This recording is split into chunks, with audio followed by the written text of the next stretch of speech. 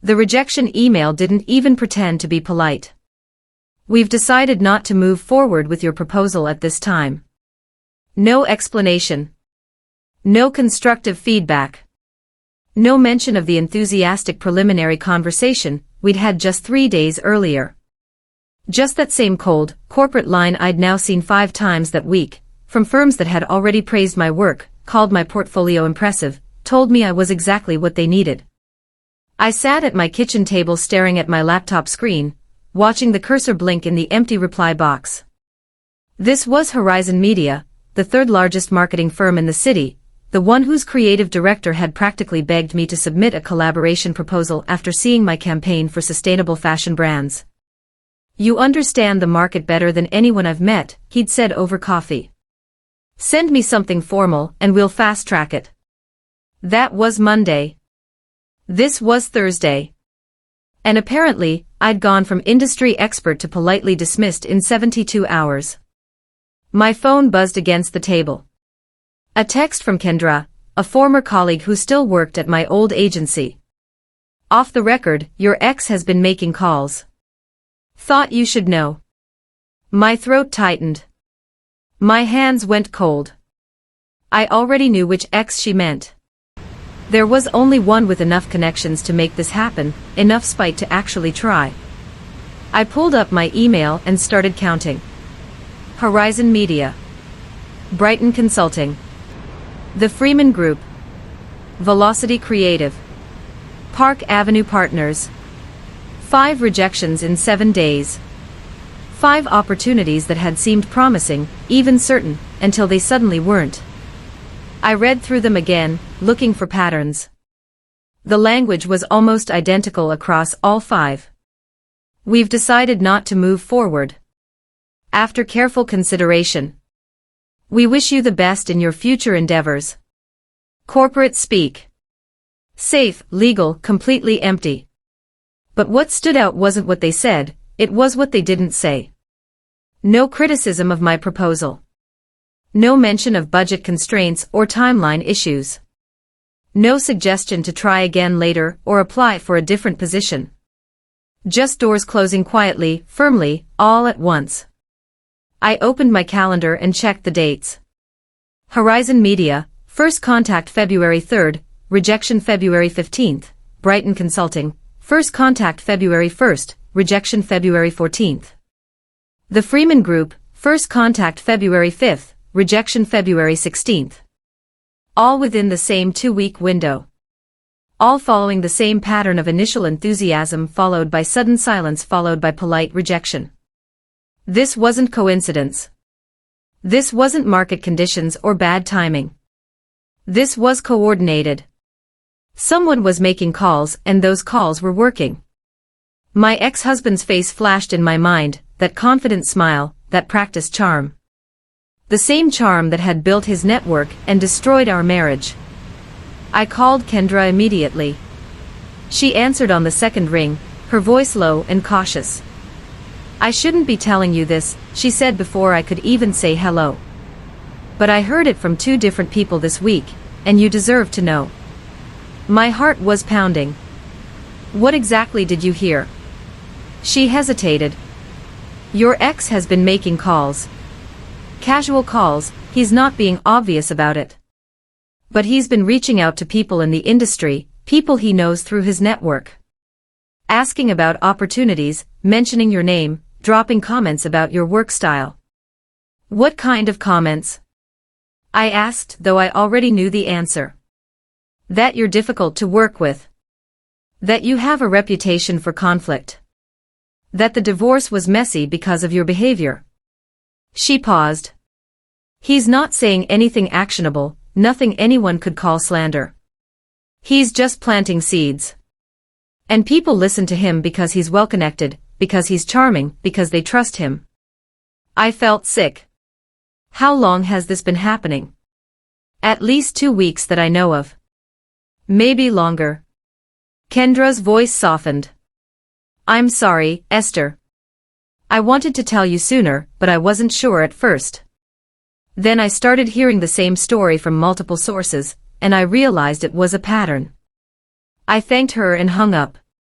Sat there in my kitchen, alone, while the reality settled over me. My ex-husband was systematically destroying my professional reputation.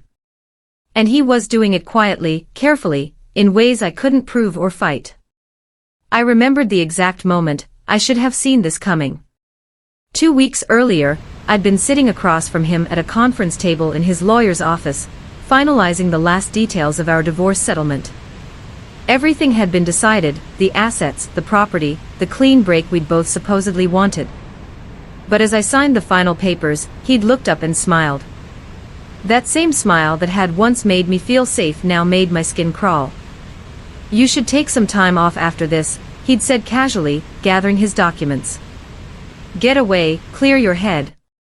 People talk, and you know how this industry is. Reputations matter." I'd thought he was being condescending, his usual patronizing self. "I'm fine," I'd replied coldly. "My work speaks for itself." He'd nodded slowly, still smiling. "Of course it does. I'm just saying, you might want to be careful. This is a small industry, and divorces can get messy. People form opinions." At the time, I dismissed it as empty posturing, his need to have the last word. Now I understood it was a warning. Or maybe a threat. He'd been telling me exactly what he planned to do, and I'd been too angry, too focused on just getting through the divorce, to realize what he meant. He wasn't warning me that people might talk. He was telling me that he would make them talk.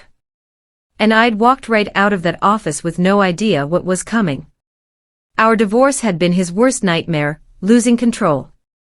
For 10 years, he'd been the one with the network, the connections, the reputation as the industry's most charming power player. I'd been the talented wife in the background, doing excellent work but always in his shadow.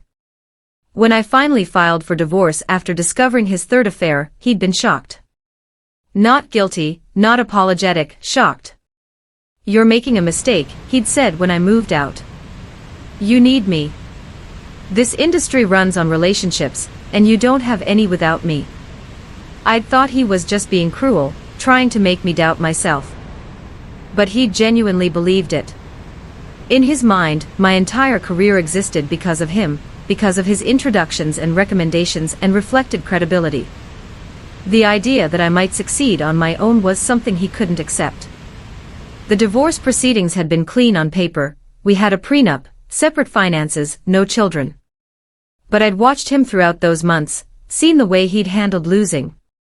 He'd smiled in mediation while his jaw clenched. He'd agreed to terms while his eyes went cold. He'd signed papers while his hands shook with barely controlled anger. I'd thought once the divorce was final, we'd go our separate ways and never speak again. What I hadn't realized was that for him, the divorce wasn't an ending. It was a challenge. And he'd decided to win by making sure I lost everything I'd built without him. My name is Esther Marie Collins, and I'm 34 years old. I spent 10 years building a reputation in marketing and brand strategy, while my ex-husband built a network of contacts across every major firm in the city. We met in graduate school, got married young, and spent a decade in what looked like a perfect partnership. He was the face, charming, well-connected, always working the room at industry events. I was the brain, strategic, creative, the person who actually delivered results while he took credit in meetings. For years, I told myself it didn't matter. I wasn't interested in networking or office politics. I just wanted to do good work. And I did. I built campaigns that won awards, strategies that transformed brands, results that should have spoken for themselves. But I'd learned something important during those 10 years. In this industry, results only mattered if the right people knew about them. And my ex had made sure that when people thought of our successes, they thought of him. After the divorce, I'd naively believed my work would finally be recognized as mine. That clients would see my portfolio and judge me on my actual abilities. I'd forgotten that my ex-husband's entire career was built on controlling narratives. And if there was one thing he knew how to do, it was make people believe his version of the story. The version where I was difficult, unstable, someone to avoid. He'd been preparing for this moment for months, and I'd walked into it completely unprepared. The word difficult followed me everywhere. I didn't hear it directly at first, people were too professional for that. But I started noticing patterns in how conversations ended. We're looking for someone who's a better cultural fit. The team dynamic is really important to us right now. We need someone who can collaborate easily. Cultural fit. Team dynamic. Collaboration. All code words for the same thing. They'd heard I was difficult to work with. One recruiter was honest enough to give me a hint. We'd had a great preliminary call about a creative director position, and she'd seemed genuinely excited about my background. Then she'd called back 3 days later, her voice carefully neutral. I wanted to give you some feedback, she'd said slowly. Off the record, you might want to think about how you're being perceived in the industry right now. There are some concerns about your professional reputation. What kind of concerns? I'd asked, keeping my voice steady. She'd hesitated. Just that you might be difficult to work with. That there were issues at your previous position. Nothing specific, just general concerns about fit. Nothing specific. Just general concerns. Vague enough to be legal, specific enough to be damaging. My ex had chosen his words carefully, I realized. He wasn't making direct accusations anyone could trace or verify. He was just expressing concerns, sharing observations, mentioning things he'd heard. And in an industry built on relationships and trust, those casual comments were enough to close doors. The word difficult was his weapon, and he was using it perfectly. The silence was worse than the rejections. Recruiters who'd been calling me weekly suddenly stopped returning my emails. Contacts who'd always responded promptly now left my messages on read. Opportunities I'd been tracking just disappeared without explanation. I started keeping a spreadsheet to track the pattern. Date of first contact, level of initial interest, date of silence, date of rejection. The timeline was clear. Most conversations died exactly 3 to 5 days after initial contact, just enough time for someone to make a few calls, ask a few questions, plant a few doubts. I tried reaching out to former clients, people I'd worked with successfully before. Some didn't respond at all. Others gave me polite excuses. One was honest, I'd love to work with you again, Esther, but I've been hearing things. I can't take the risk right now. What things? I'd asked. Just concerns. About your reliability, your attitude. I don't know the details and honestly, I don't want to. I just need to protect my business. I'd thanked him for his honesty and hung up. Sat at my desk, watching my career collapse in slow motion. This was the professional equivalent of being erased. Not fired, not banned, just quietly frozen out while my reputation was destroyed by whispers I couldn't confront or disprove. My savings would last another 3 months, maybe 4 if I was careful. Then I'd have nothing, no income, no prospects, no way forward. Unless I did something my ex-husband would never expect. Unless I stopped trying to get back into rooms he controlled and started building my own doors instead. The phone call that changed everything came from an unexpected source. I was reviewing my finances, trying to figure out how long I could survive, when my phone rang with a number I didn't recognize. Esther Collins. The voice was female, professional, unfamiliar. This is she. My name is Naomi Torres. I'm the founder of Verde Marketing. We met briefly at the Sustainable Brands Conference last year. I remembered her vaguely, a small firm focused on environmental and social impact clients, working with brands most major agencies ignored. I remember. How can I help you? I'm calling because I've been hearing some things about you recently, she said carefully. And I wanted to reach out directly rather than believe second-hand information. My stomach dropped. What have you heard? That you're difficult to work with, that you burned bridges, that you're not a team player. She paused. I've also seen your work. And frankly, those two things don't match up. So I thought I'd call and ask you directly, what's actually going on? For the first time in weeks, someone was asking me instead of just accepting the story. I took a breath and told her the truth. Not everything, not the personal details, but the professional reality. That my ex-husband was well-connected, that our divorce had been contentious, that I was being blacklisted through quiet conversations I couldn't prove or fight. Naomi listened without interrupting. Then she said something I'd been desperate to hear. Your work is excellent. I don't care about gossip. If you're interested, I'd like to discuss a potential partnership. I didn't confront my ex-husband. Every instinct screamed to call him, to demand he stop, to threaten legal action or public exposure. But I knew that's exactly what he expected, what he wanted. Confrontation would make me look unstable, would confirm the narrative he'd been building. See, he'd say to his contacts. I told you she was difficult. Look how she's reacting. Any public fight would only hurt me. He had the network, the relationships, the credibility. I had accusations I couldn't prove, and a reputation already damaged. If I came out swinging, I'd just be proving his point.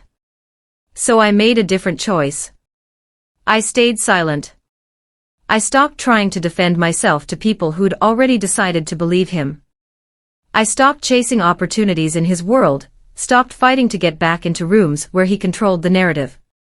Instead, I focused on the one call that had actually mattered. The one person who'd cared more about my work than his gossip. I called Naomi back and asked about her partnership idea. I'm interested, I said simply. Tell me more. That decision, to stop fighting him and start building something new, was the moment everything changed. Not because it was easy or obvious, but because it was strategic. My ex had spent months controlling the narrative in his network. Fine. Let him have that network.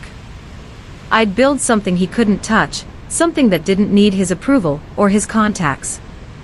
I'd build something based on actual results instead of relationships. And I'd do it quietly, carefully, without him ever seeing it coming until it was too late. I made a list of everything I still controlled. It wasn't much, but it was mine. My skills, strategy, creative direction, campaign development. My portfolio, years of successful work, even if my ex took credit for most of it. My knowledge, deep understanding of markets and brands that most people overlooked. My work ethic, I'd always been the one doing the actual work while he networked. And most importantly, my freedom. No agency telling me what clients to pursue. No boss limiting my vision. No husband taking credit for my ideas. Just me and my abilities and the opportunity to prove what I could actually do.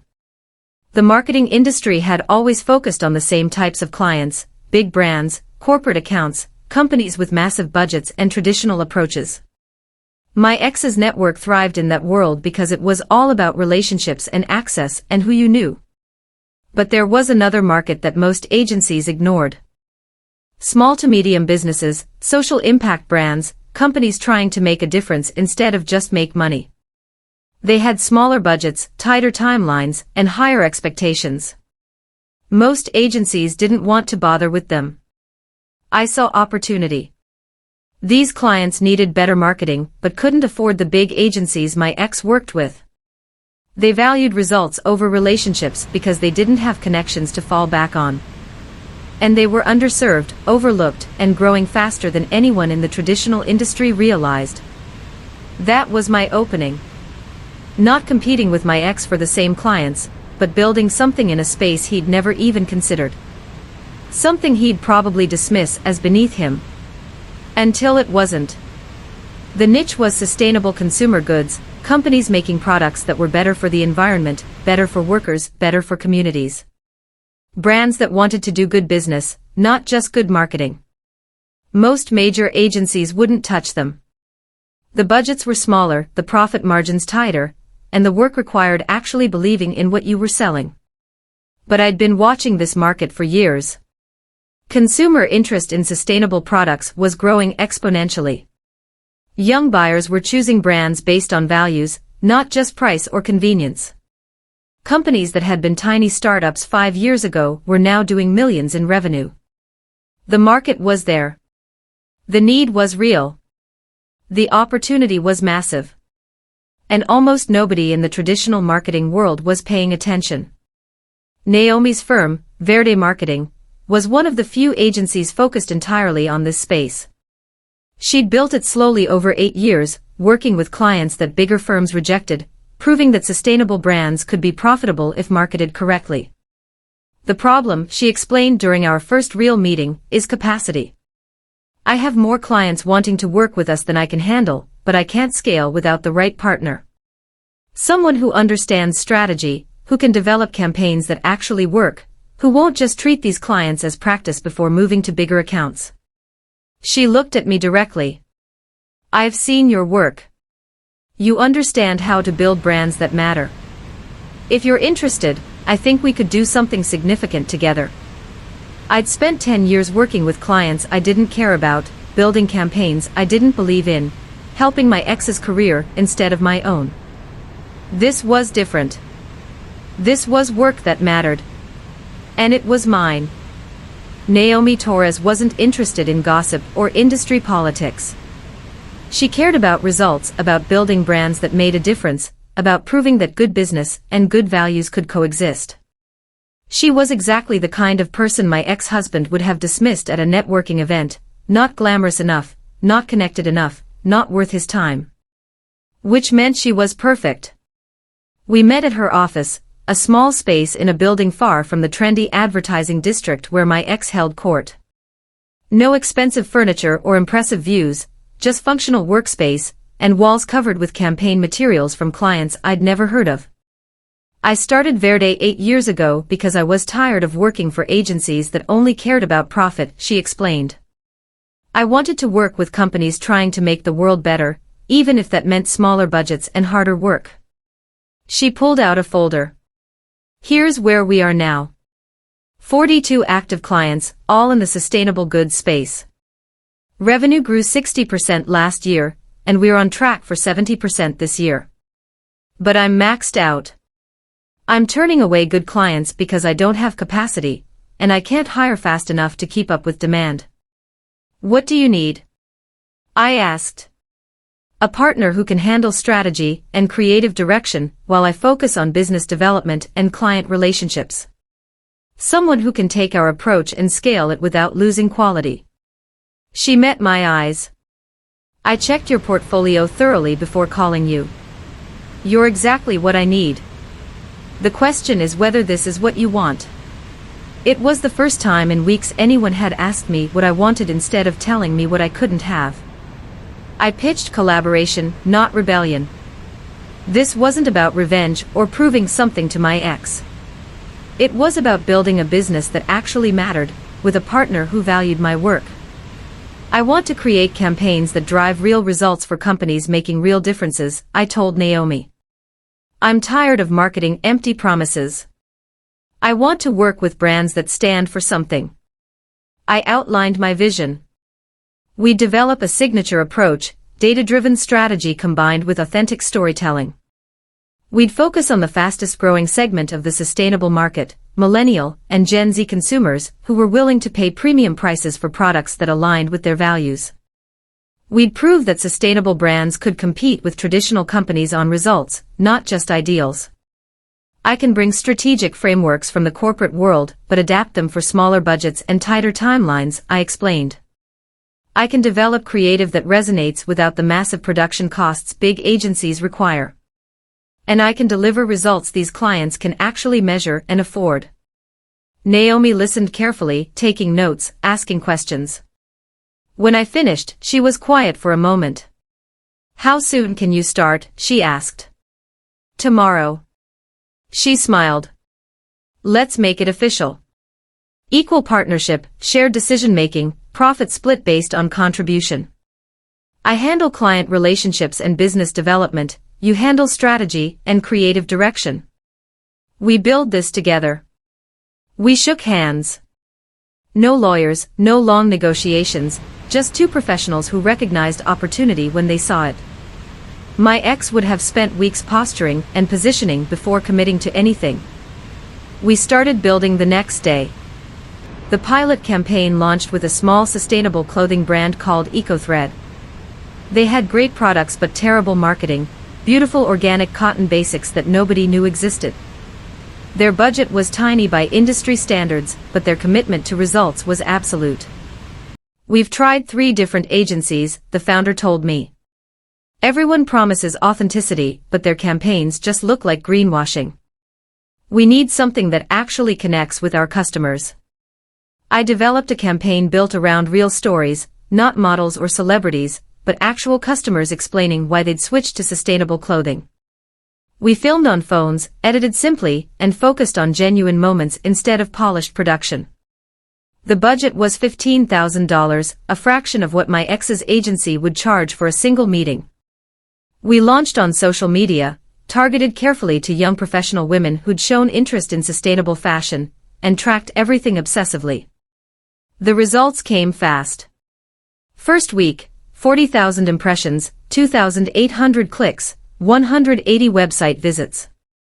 Second week, 95,000 impressions, 6,200 clicks, 420 website visits.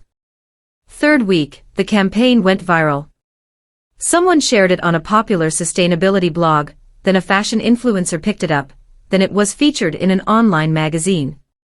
4 weeks in, EcoThread had sold out of 3 product lines and was scrambling to increase production. This is exactly what we needed, the founder said during our follow-up call. Real results, real connection with customers. Can we expand the campaign? We could. And we did. The pilot became a case study, proof that our approach worked. Proof that sustainable brands could compete. Proof that I could deliver results without my ex's network. The first step was complete. The foundation was laid. Now it was time to scale. My ex heard about the EcoThread campaign, but he heard it wrong. Through his network, through second-hand conversations, through the kind of casual industry gossip he relied on. I heard Esther's doing some small projects, someone mentioned to him at a networking event. Some tiny sustainable brand or something. Seems like she's keeping busy. He'd smiled, I learned later, that same condescending smile. Good for her. Everyone needs to start somewhere after a setback. He thought I was scrambling for survival, taking whatever small work I could find. He had no idea that the tiny sustainable brand had just tripled their revenue in 8 weeks. No idea that Naomi and I were already expanding. No idea that his dismissive attitude was exactly the blind spot we were exploiting. The sustainable goods market wasn't tiny, it was growing faster than traditional consumer goods. The brands weren't small, they were lean and efficient and increasingly profitable. The work wasn't desperation, it was strategic positioning in a market he'd completely overlooked. But he didn't see any of that. He saw what he wanted to see, his difficult ex-wife doing minor work with companies that didn't matter. And while he was congratulating himself on effectively ending my career, I was building something he didn't understand and couldn't touch. His curiosity would grow eventually. But by the time he realized what was actually happening, it would be too late to do anything about it. The momentum would already be mine, the relationships already built, the results already proven. He'd spent months trying to erase me from his world. I was building my own. The partnership scaled faster than either Naomi or I expected. After EcoThread's success, other sustainable brands started reaching out. An organic skincare company that had seen our campaign. A zero-waste household goods brand looking for better market positioning. A sustainable furniture maker trying to reach younger customers. Within 3 months, we'd added 8 new clients. Within 6 months, 15. Each campaign followed the same approach, authentic storytelling, data-driven targeting, focus on real results instead of empty promises. And each campaign delivered. Our clients weren't just satisfied, they were seeing actual business growth. Revenue increases, customer acquisition, market expansion. The kind of results that mattered. Naomi and I developed a rhythm. She'd bring in clients, understand their needs, build relationships. I'd develop strategy, create campaigns, deliver results. We'd review everything together, make decisions jointly, split profits evenly. No ego, no competition, just collaboration. It was everything my marriage had never been, equal partnership based on mutual respect and actual contribution. We hired our first employee in month 4, a junior strategist, who could handle implementation while I focused on creative direction. 2 more employees in month 6. By month 8, we had a team of 7 people, and were turning away potential clients because we couldn't handle the volume. We need to raise our prices, Naomi said during one of our weekly strategy meetings. We're undercharging based on the results we're delivering. We doubled our rates.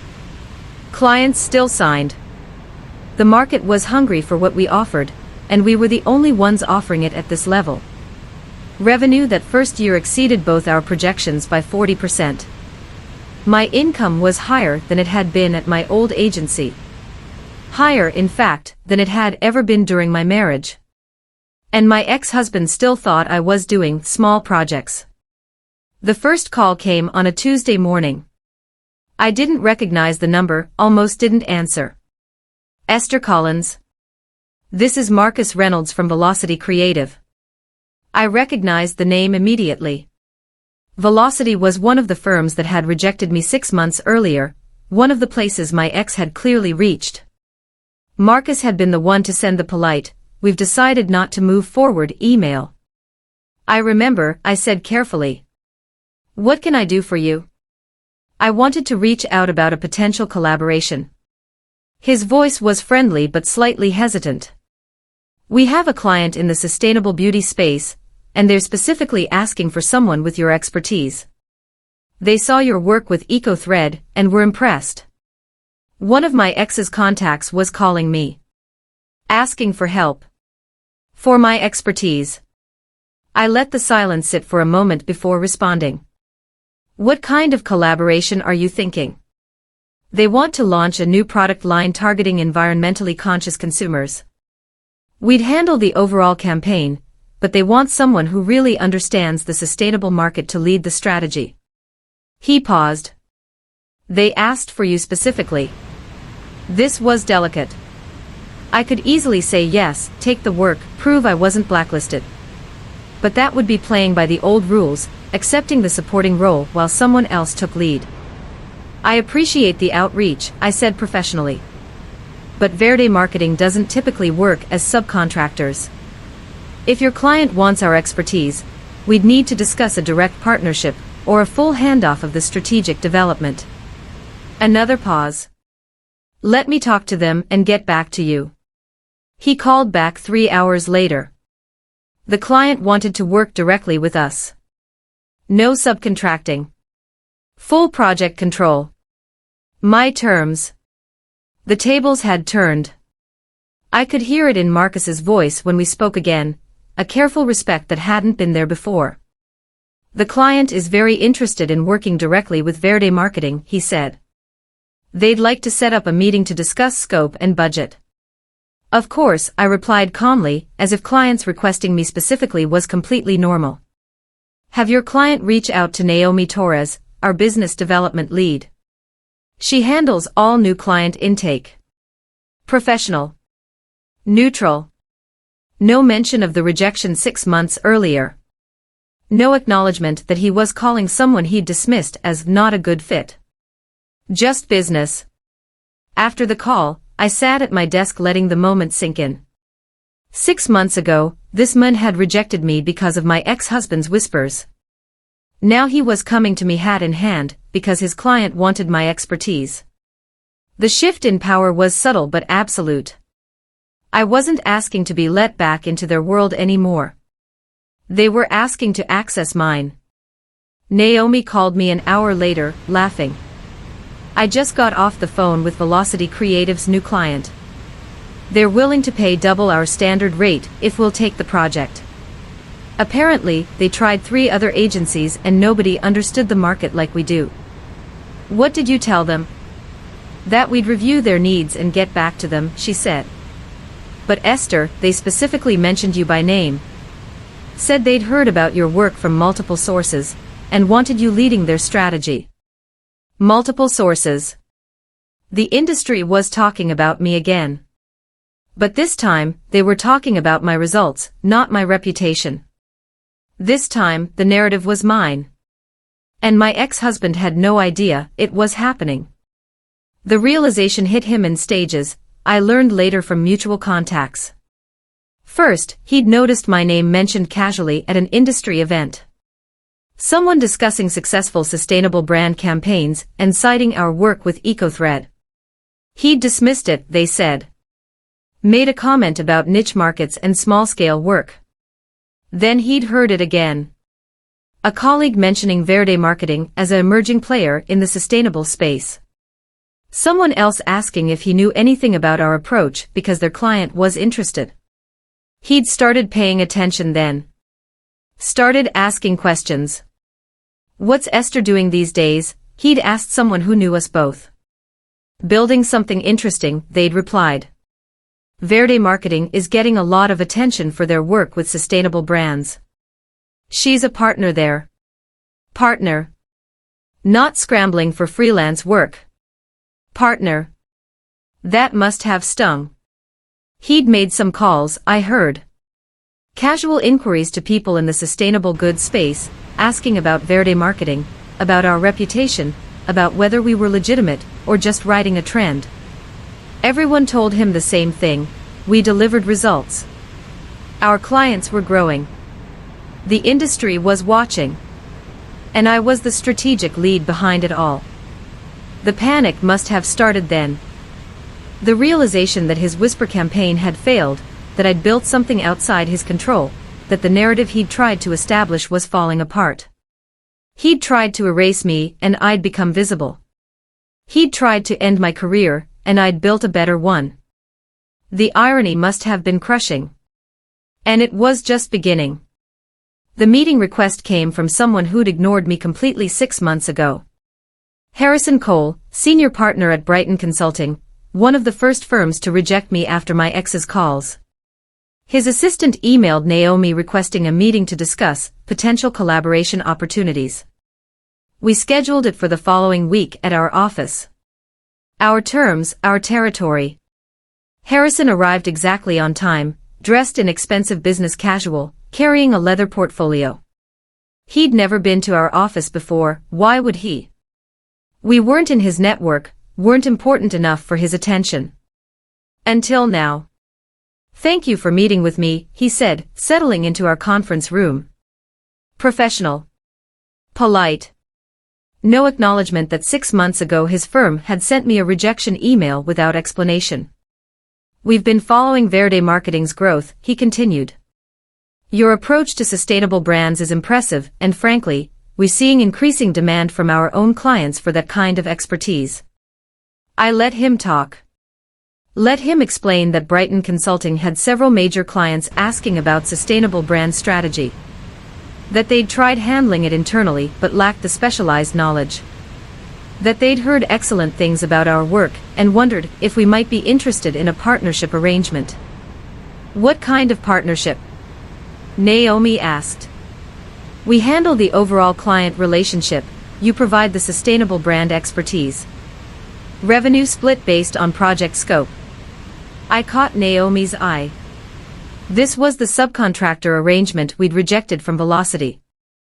The old model where we did the work and they took the credit.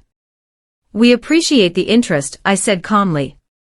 But that's not how we structure partnerships. Harrison looked surprised. What would you prefer? Direct client relationships. If your clients need sustainable brand expertise, refer them to us. We'll handle the full engagement and pay you a referral fee if appropriate. The power shift was visible on his face. He'd come here expecting to be the senior partner, the firm in control. Instead, we were dictating terms. They asked carefully. Respectfully. In ways that made clear the power dynamic had completely reversed. Harrison adjusted quickly, pivoting from his original proposal to our terms. I'd need to discuss that structure with my partners, he said. But I think we can work something out. The most important thing is that our clients get the expertise they need. No pushback. No assertion of his firm's superiority. Just recognition that we had something they wanted. Before he left, Harrison paused at the door. I have to say, Esther, what you've built here is impressive. The industry is taking notice. Thank you, I replied neutrally. Not cold, not warm. Just professional. No mention of the rejection email. No reference to why Brighton Consulting had suddenly changed their opinion of me. Just business. After he left, Naomi looked at me and grinned. That was one of the firms that rejected you, wasn't it? It was. How does it feel? I thought about it. Like validation.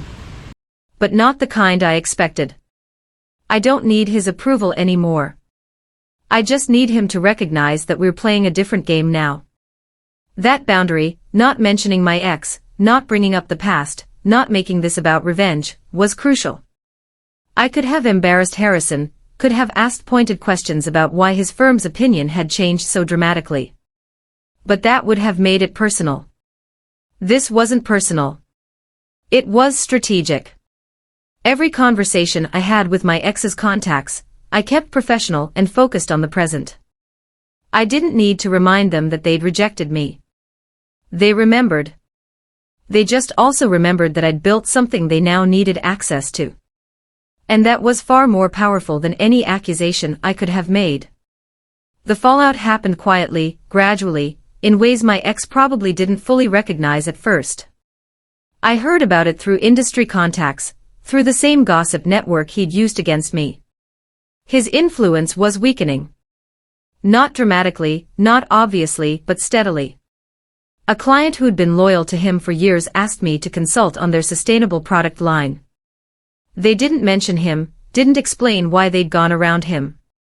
They just hired me directly. A junior executive he'd mentored reached out asking if Verde Marketing was hiring. I want to work on campaigns that matter, she said. And everyone says that's what you're building. A firm that used to call him for every major project brought us in instead for a sustainability-focused client. We needed specialized expertise, they explained. He wasn't being actively rejected or called out. He was just becoming less relevant. His network was built on being the connector, the person who knew everyone and could open any door. But in the sustainable goods space, the fastest-growing segment of the consumer market, his connections didn't matter. He didn't understand the market, didn't know the players, couldn't offer the expertise clients were demanding. For the first time in his career, his network wasn't enough.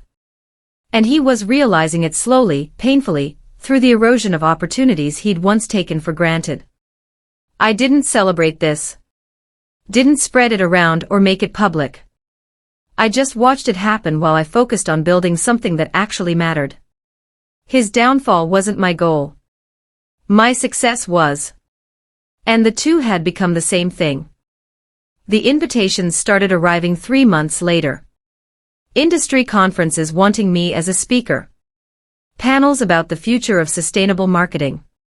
Roundtables with major brands discussing environmental responsibility. I was being invited into rooms I'd been barred from, but not as someone's +1 or supporting staff. As the expert. As the voice that mattered. The Marketing Innovation Summit invited me to keynote their Sustainable Brands track. Your work with Verde Marketing has been transformative, the organizer said. We'd love to hear your insights on building authentic campaigns in the social impact space. I accepted. Prepared a presentation about our approach, our results, our vision for where the industry was heading. The day of the conference, I walked into a room of 300 marketing professionals and saw my ex-husband in the third row. He'd been invited to moderate a different panel. We made eye contact once. He looked away first. My presentation focused on results, case studies, data, proof that sustainable brand marketing wasn't just idealistic but profitable. I didn't mention my journey or the obstacles I'd faced. I didn't need to. Everyone in that room knew I'd gone from being blacklisted to being a keynote speaker in less than a year. The story told itself. During the Q&A, someone asked how I'd built Verde Marketing so quickly. By focusing on work that mattered more than relationships, I said. By finding clients who valued results over connections. By building something based on expertise instead of access. I could feel my ex's eyes on me, but I didn't look at him. He wasn't relevant anymore. These rooms, these opportunities, this influence, none of it depended on him or his network. I'd built my own doors. And he wasn't invited through them. He tried to erase me from an industry I'd spent 10 years building equity in. Used his connections to blacklist me, his charm to plant doubts, his network to close doors. He called me difficult and unstable and impossible to work with. He made sure that every firm in his orbit heard his version of who I was, and what I was capable of. And for a while it worked. Doors closed. Opportunities disappeared. My career looked finished. But he made 3 critical mistakes. First, he assumed that his network was the only network that mattered, that his world was the whole world. He never considered that there might be markets he didn't understand, opportunities he'd overlooked, clients he'd dismissed. Second, he focused on controlling the narrative instead of the reality. He spent months telling people I was difficult. He never noticed that my actual work proved otherwise. Third, he underestimated me. Assumed that without him, I'd have nothing. Never realized that for 10 years, I'd been the one actually building the success he took credit for. I didn't expose him publicly. Didn't confront his contacts. Didn't fight him in the spaces he controlled. Instead, I built something in a space he'd never considered. Focused on work that mattered more than relationships. Proved that influence doesn't come from who you know, it comes from what you deliver. 1 year after his blacklist began, I was the one his contacts called for favors. I was the one invited to industry events. I was the one building something that actually mattered. He'd tried to end my career. Instead, he'd freed me to build a better one. And that was the best revenge of all, not destroying him, but becoming unavoidable.